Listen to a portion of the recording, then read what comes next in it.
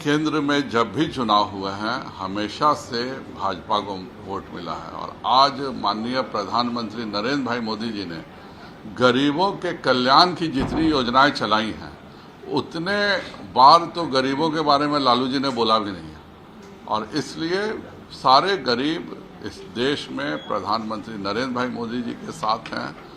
जिनका खाता नहीं खुलने वाला है वह सब ज़्यादा शोर मचा रहे हैं। जिनको 25 प्रधानमंत्रियों की बैसाखी चाहिए कि हम 25 मिल के प्रधानमंत्री बनेंगे और 25 मिल के देश लूटने का काम करेंगे। जितने गरीब कल्याण की योजनाएं हुई चली हैं, अगर उतना इन लोगों ने लूटा होता तो इन लोगों को हमेशा ध्यान आता है कि हमारी क्या स्थिति होती और इसीलिए ये सब चिंतित हैं कि क्यों पूरे केंद्र सरकार की राशि गरीबों के कल्याण में जा रही है। गरीब और सारी जनता नरेंद्र मोदी जी के साथ है। हरियाणा में सभी लोग मिल रहे हैं, सीएम में बिहार के उद्धव ठाकरे हैं, क्या लगता है? सभी अपना गपशप करेंगे, मिलेंगे। इनका एक दूसरे के यहाँ प्रभाव क्या? नीतीश जी के यहाँ अखिलेश यादव जी के कहने से या शरद पवार के कहने से या के चंद्रशेखर राव के कहने से बिहार में कौन सा वोट मिल जाना है, या तेलंगाना में के चंद्रशेखर राव के यहाँ नीतीश जी मिल ही जाए तो नीतीश कुमार जी कौन सा एक वोट जोड़ देंगे। तो ये सब कोई मायने नहीं रखता है। पूरा देश प्रधानमंत्री नरेंद्र भाई मोदी जी के साथ है और भाजपा ने 8 सालों में जो काम किया है गरीब कल्याण का, और 8 साल में हमारे विरोधी भी एक भी किसी तरह का घोटाले का आरोप नहीं लगा सके हैं। यह भाजपा का चरित्र है और पूरे देश की जनता भाजपा के साथ है। 2020 में कह रहे थे साजिश की थे। ललन सिंह जी कह रहे हैं कि माननीय गृह मंत्री जी घूमने आए। अगर उनकी इतनी इच्छा है तो गृह मंत्री जी को मैं अवश्य अनुरोध करूंगा कि वह नालंदा आए और नालंदा में बैठक करें। जहां तक यहाँ पे निर्भीकता की बात है तो पहले माननीय नीतीश कुमार जी स्वयं तो निर्भीक बने।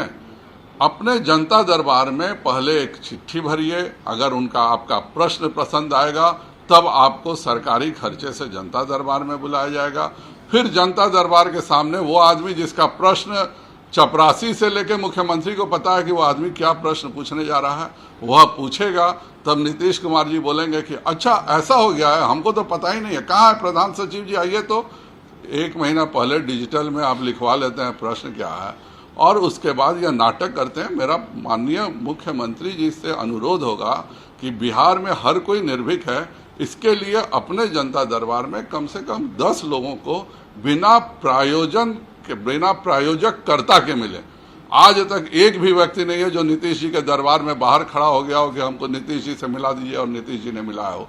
वह उन्हीं से मिलते हैं जो उनके सचिवालय में पहले अपना कारण बताता है, कारण बताने के बाद उससे एसडीओ मिलता है, एसडीओ अपने खर्चे से उसको भेजता है, फिर यहाँ पे उसको खाना खिलाया जाता है कि भाई कहीं नीतीश जी के सामने डर के कुछ बोल मत देना। इतना डरा हुआ मुख्यमंत्री हिंदुस्तान में कहीं नहीं है। जिससे मुख्यमंत्री को अपने प्रदेश की जनता से मिलने में डर लगता हो वह दूसरी क्या बात करेगा। पहले ललन सिंह जी प्रधान अपने माननीय नीतीश कुमार जी का तो डर खत्म करें। नीतीश जी को कहें कि बिहार के जनता से खुल करके मिलें। ये क्या है कि 1 महीना पहले प्रश्न पूछो, प्रश्न नीतीश जी को पता रहता है, उसमें से जो पसंद आता है फिर उस प्रश्न के आदमी को बुलाया जाता है। यह क्या मजाक है। जनता दरबार में एक साधारण मंत्री भी जो बेचारे को दिक्कत होती है आता है जनता दरबार में, मंत्री उसको दुख दूर करता है, लेकिन नीतीश कुमार जी की इतनी भी हैसियत नहीं है कि आम जनता से मिल सके। 12 जुलाई की जो रैली थी मोदी जी की, वो पीएफआई के टारगेट पे थी, ये बात जांच में सामने आई है।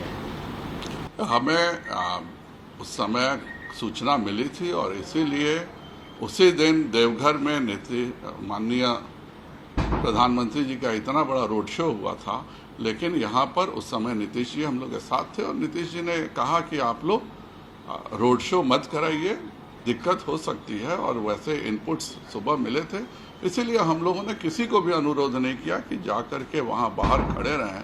और अगर कि बाहर में रोड पे किसी ने खड़ा नहीं हुआ तो उससे यह साजिश सफल नहीं हो सकी।